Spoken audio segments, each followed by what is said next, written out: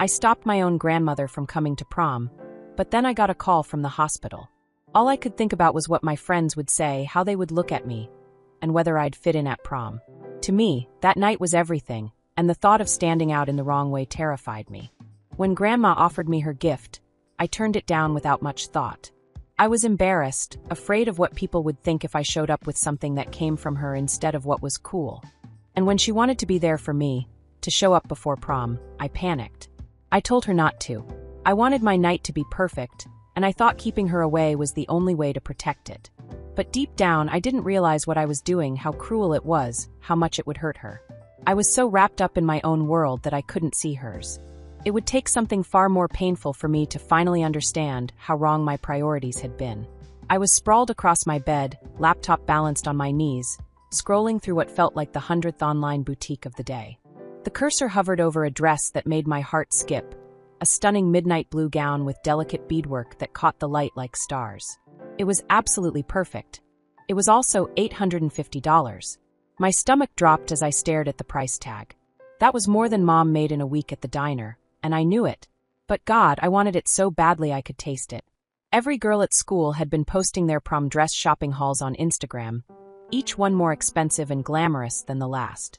Sarah had gotten hers from Nordstrom. Jessica's was a genuine designer piece her mom ordered from New York. Even Quiet Emma from my chemistry class had posted a photo of herself in a gorgeous emerald number that probably cost more than our monthly grocery budget. "Mom!" I called out, trying to keep the desperation out of my voice. She was curled up in her favorite armchair by the window, reading one of those romance novels she was always devouring during her rare free moments between her two jobs. She looked up, her reading glasses perched on the end of her nose. The late afternoon light streaming through the window highlighted the exhaustion etched around her eyes, and for a moment I felt a pang of guilt. But the dress was right there on my screen, practically calling my name. "Can you come look at this? I found the perfect dress for prom." I turned the laptop toward her, watching her face carefully as her eyes moved from the dress to the price tag. Her expression didn't change much. Mom had always been good at hiding her reactions, but I saw the slight tightening around her eyes, the way her mouth pressed into a thin line. She set down her book and came over to sit on the edge of my bed. "Liza, honey, that's a lot of money." Her voice was gentle but firm. "You know we can't afford something like that right now. Between the car repairs last month and your college application fees coming up." "But Mom, this is prom." The words came out sharper than I intended, but I couldn't help it. Didn't she understand? This isn't just some random dance. This is like the most important night of high school. Everyone's going to have amazing dresses, and I can't show up looking like I got mine from a thrift store. Mom's face softened, and she reached out to tuck a strand of hair behind my ear, something she'd been doing since I was little. "Sweetheart, you'd look beautiful in anything. Besides, I have a feeling you might not need to worry about a dress." I frowned, pulling away slightly. "What do you mean? Are you going to magic one out of thin air?" The sarcasm in my voice was thick, and I immediately regretted it when I saw Mom flinch. She smiled mysteriously, that same look she got when she knew something I didn't. "Just be patient. Someone very special has a surprise coming your way today." I rolled my eyes and turned back to my laptop, but I couldn't concentrate on dress shopping anymore. What kind of surprise? The only person who ever surprised me with anything was Grandma Pam, and her surprises usually involved hand-knitted sweaters or homemade cookies. Sweet, but not exactly prom-worthy. About an hour later, I heard the familiar sound of Grandma's old Honda puttering into our driveway. Through my bedroom window, I watched her carefully extract herself from the driver's seat, moving slowly like she always did since her arthritis got worse. She was carrying something wrapped in tissue paper, holding it like it was made of glass. "Liza, your grandmother's here," Mom called out, but I was already padding down the hallway in my socks. Grandma Pam stood in our living room, her silver hair neatly pinned back and her eyes twinkling with that mischievous look she got whenever she was particularly pleased with herself. She was wearing her good blouse, the navy one with tiny flowers that she saved for church and special occasions, and her hands trembled slightly as she held out the package to me.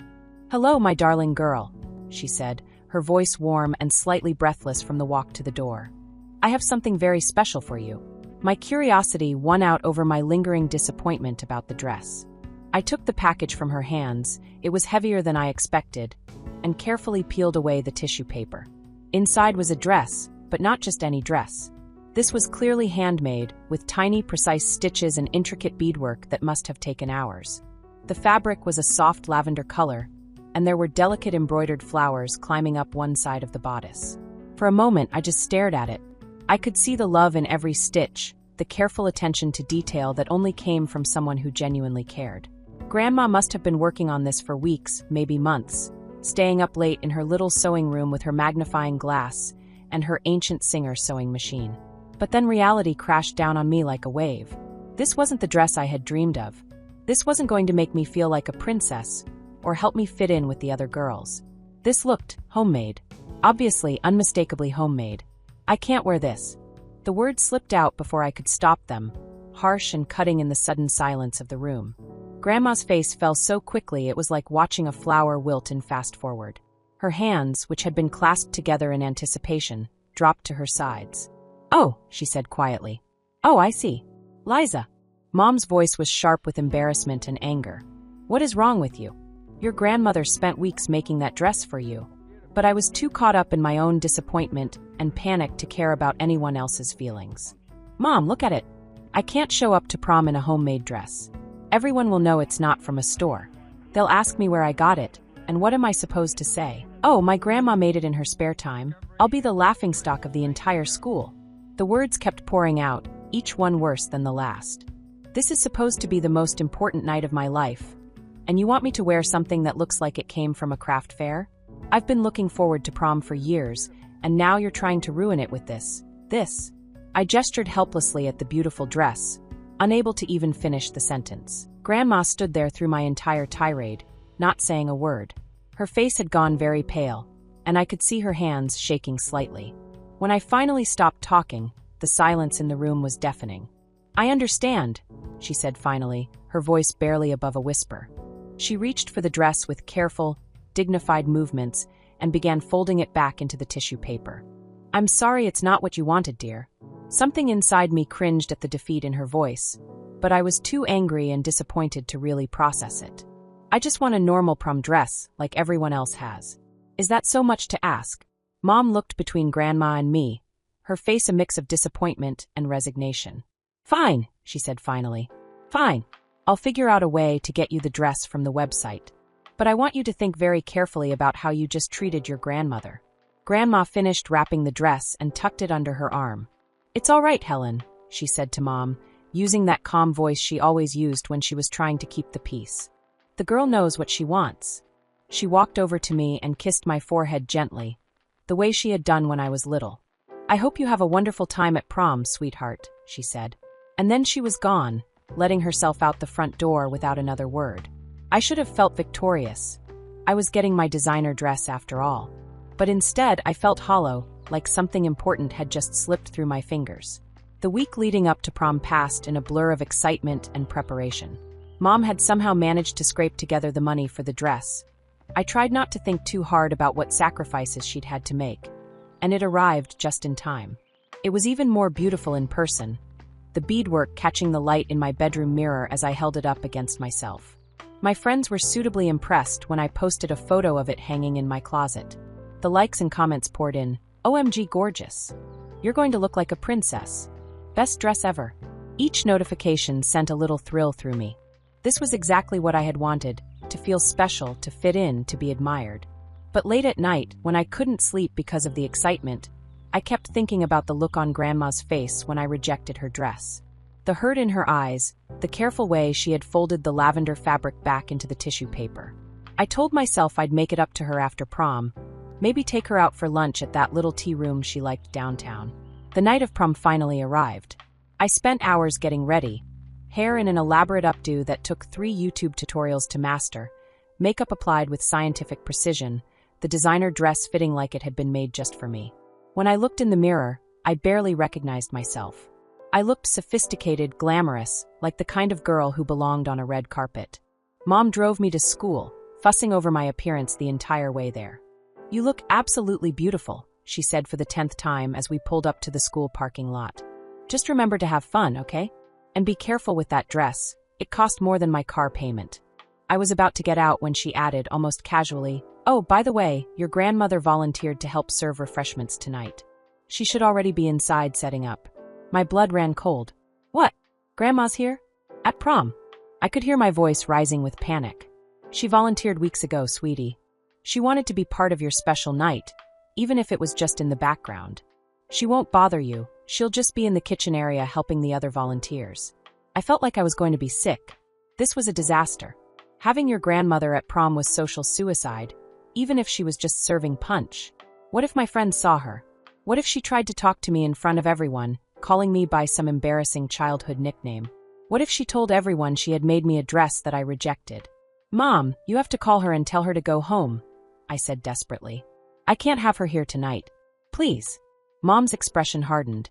Liza Marie, your grandmother is excited to be part of this evening. She's been looking forward to it all week. You are not going to ruin this for her too. But I was already getting out of the car, my mind racing. I had to find a way to keep Grandma away from the main events. I spotted my friend Kevin near the entrance and hurried over to him, my heels clicking on the pavement.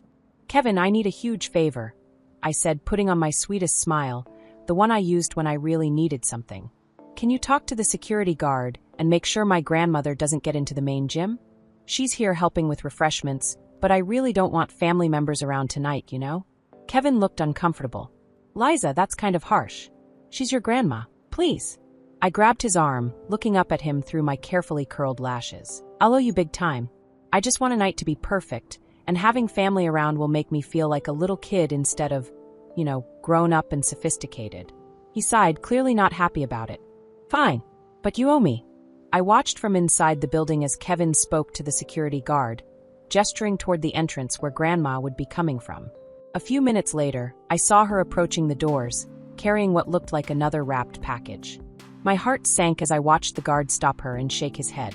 Even from a distance, I could see her confusion and disappointment as she tried to explain why she needed to get in. Finally, she handed the package to the guard and walked slowly back toward the parking lot, her shoulders slumped in defeat. I told myself she'd be fine. She was probably just going home to watch her evening shows like always. She'd get over it. For the next few hours, I lost myself in the magic of prom. The gym had been transformed into something out of a fairy tale, with twinkling lights and flowing fabric draped from the ceiling. I danced with my friends, posed for what felt like hundreds of photos, and basked in the compliments about my dress. Several people asked where I got it, and I proudly told them about the boutique, feeling sophisticated and worldly. Everything was going perfectly until Kate grabbed my arm during a slow song. Liza, we have a problem, she hissed in my ear, pulling me toward the edge of the dance floor. What's wrong? I followed her gaze across the room and felt my stomach drop. There, looking absolutely stunning in an identical version of my dress, was Holly Morrison, the most popular girl in our grade, the one who always seemed to effortlessly have everything I wanted. Oh no, I breathed. Oh no. This can't be happening. Holly looked amazing, of course. Her hair was perfect, her makeup flawless, and she was surrounded by her usual crowd of admirers. But she was wearing my dress. My special, expensive, one-of-a-kind dress that was supposed to make me stand out and feel beautiful. You need to change, Kate said urgently. You know Holly's not going to back down, and if there's a scene. But I was too stunned to move. All my dreams of being noticed, of maybe even being crowned prom queen, were crashing down around me. How could this have happened? The boutique had assured me this was a limited design, that there were only a few made. I spent the next hour trying to avoid Holly, ducking behind groups of people, and staying on the opposite side of the gym. But it was inevitable that we'd eventually cross paths. When she finally spotted me, her eyes lit up with malicious glee. Well, she said, sauntering over with her two closest friends flanking her like bodyguards. Nice dress, Liza. Too bad it looks better on someone who actually knows how to wear it. Before I could even process what was happening, one of her friends, Madison, I think, accidentally bumped into me while holding a cup of bright red punch. The liquid splashed across the front of my dress, soaking into the delicate fabric and spreading like blood across the beadwork. I gasped, looking down in horror at the stain. The dress was ruined. Completely, utterly ruined. My expensive, perfect dress that was supposed to make this the best night of my life was destroyed. Oops, Madison said with fake sweetness. How clumsy of me. Holly just laughed, a sound like breaking glass. Don't worry, Liza. I'm sure you can get the stain out. Maybe try some club soda. I couldn't breathe. I couldn't think. All I could do was stare at the spreading stain and feel my carefully constructed evening falling apart. Without saying a word, I pushed past them and ran for the bathroom, tears streaming down my face. In the harsh fluorescent lighting of the girls' restroom, the damage looked even worse. The stain had spread across the entire front of the dress, and no amount of cold water and paper towels was going to fix it. I scrubbed at it desperately, my makeup running and my hair coming loose from its elaborate style. This was it. My prom was over. I'd have to go home in shame, wearing a ruined dress that cost more than we could afford, with nothing to show for all the excitement and anticipation. I'd probably never live this down. By Monday morning, everyone would have heard about how Liza Parker got punch dumped on her at prom. I was still crying when I finally gave up and headed for the exit. I just wanted to call Mom and have her pick me up so I could hide in my room and pretend this whole disaster had never happened. But as I walked past the security desk, the guard called out to me. "Miss, are you all right?" His voice was kind, concerned. "You look upset." I wiped at my eyes with the back of my hand. "I'm fine. I just need to call my mom to come get me." He frowned, looking at the stain on my dress. "That's a shame about your dress. But maybe this will help." He reached under his desk and pulled out a familiar package wrapped in tissue paper. "Your grandmother left this for you earlier, just in case you needed it." My hands shook as I took the package. Grandma had known. Somehow, she had known that I might need a backup, might need her help, even after I had been so cruel to her. Even after I had rejected her gift and had her barred from the prom she had wanted to be part of. I unwrapped the lavender dress with tears streaming down my face, but this time they weren't tears of frustration. They were tears of gratitude and overwhelming guilt. The fabric felt soft and comforting under my fingers, and I could smell the faint scent of Grandma's house, lavender sachets and old books, and the vanilla candles she burned in her sewing room. In the bathroom stall, I peeled off the ruined designer dress and slipped into Grandma's creation. It fit perfectly, as if she had somehow measured me in her sleep. The embroidered flowers seemed to glow in the dim light, and the beadwork, which I now realized was far more intricate and skillful than anything mass-produced, caught the light like tiny stars. When I looked at myself in the mirror, I saw something I hadn't expected. I looked beautiful, not just pretty or fashionable, but genuinely beautiful in a way that came from being loved and cared for.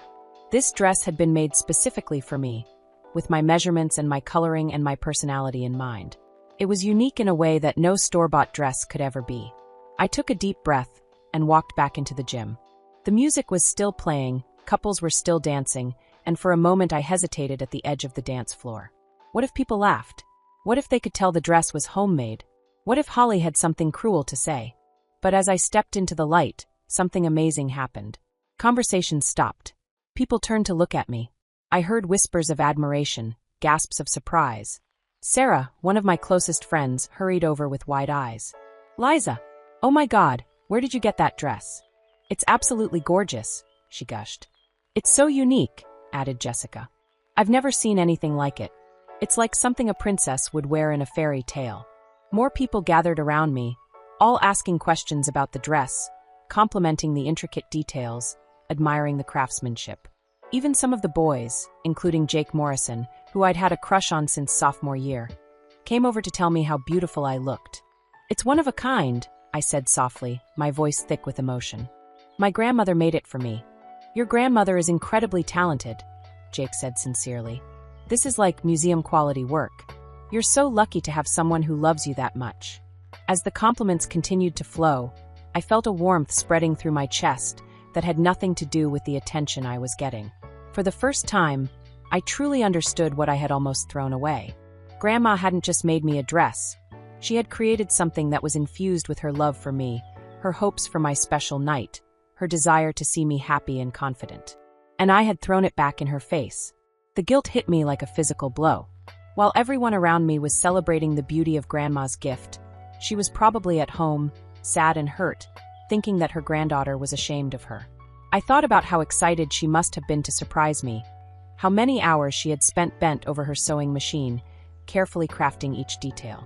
I thought about the second package she had brought to prom, probably with shoes or accessories to match, and how she had been turned away at the door because of me. I was so lost in my thoughts that I almost missed the principal taking the microphone. "Ladies and gentlemen, it's time to announce this year's prom queen candidates." My name was called along with 4 other girls, and under normal circumstances, I would have been over the moon. This was what I had dreamed of, what I had thought would make this night perfect. But as I walked up to join the other candidates, all I could think about was Grandma sitting alone in her little house, probably wondering why her granddaughter was so ashamed of her love. My phone buzzed in my small purse. Mom's name appeared on the screen, and something about the urgency of the call made my blood run cold. "Liza, thank God you answered." Mom's voice was tight with panic. "Grandma Pam is in the hospital. I'm on my way to pick you up right now." The world tilted sideways. What? What happened? Is she okay? I don't know all the details yet, but Mrs. Henderson from next door called me. She found Grandma collapsed in her driveway when she got home from the grocery store. "The ambulance is already there, and I'm 5 minutes away from your school." I felt like I was going to be sick. This was my fault. I knew it was my fault. The stress of tonight, the disappointment, the hurt, it had all been too much for her. While I was worried about fitting in and being popular, I had broken my grandmother's heart. "I'm coming with you," I said immediately. "I'll be waiting outside." "Liza, you don't have to." "Yes, I do." My voice was firm despite the tears streaming down my face. "I need to be there." As I pushed through the crowd toward the exit, I heard the principal announcing the prom queen winner, but I didn't stop to listen. None of that mattered now. The only thing that mattered was getting to Grandma and somehow making up for the terrible way I had treated her.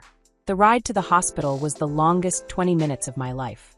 Mom drove in tense silence while I sat in the passenger seat still wearing Grandma's beautiful dress, my hands twisted in the lavender fabric.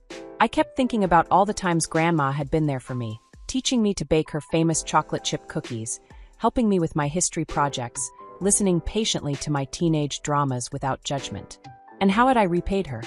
By rejecting her love and keeping her away from something she had wanted to share with me. At the hospital, Mom went to talk to the doctors while I made my way to Grandma's room. She looked so small and frail in the hospital bed, hooked up to machines that beeped softly in the quiet room. Her silver hair was spread across the pillow, and her face was pale but peaceful. I pulled a chair up next to her bed and took her hand in mine. It felt fragile like bird bones, but still warm. "Grandma, I'm so sorry," I whispered, my voice breaking. "I'm sorry for being such a terrible granddaughter. I'm sorry for rejecting your beautiful dress, and for having you turned away from prom. I'm sorry for caring more about what other people think than about how much you love me."